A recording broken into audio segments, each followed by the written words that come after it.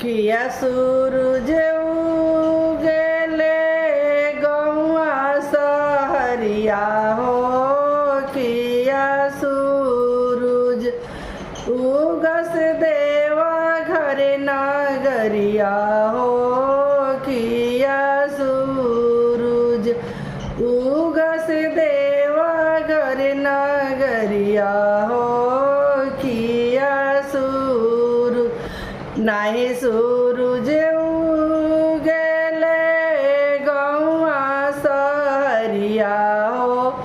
नाही सूरज उगस देवा घर नगरिया हो। नाही सूरज ई सूरज उगस सब सेवखन के घटिया हो। जाई घटिया परे दूधवा के अरगिया हो।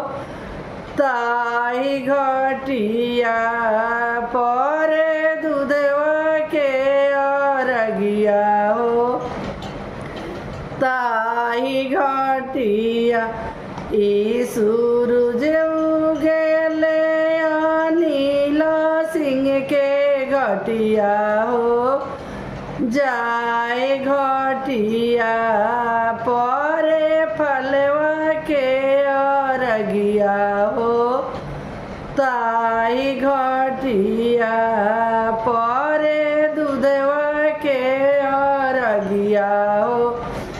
ताई घटिया ई सूरज उगेले आशीष बाबू घटिया हो।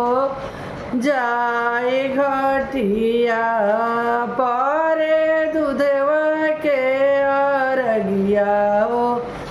ताई ई सूरज उगेले अंकित बाबू ई सूरज उगेले अंकित बाबू ई सूरज उगेले अंकित बाबू घटिया हो। ताई घटिया परे दूधवा के अरगिया हो। ताई घटिया ई सूरज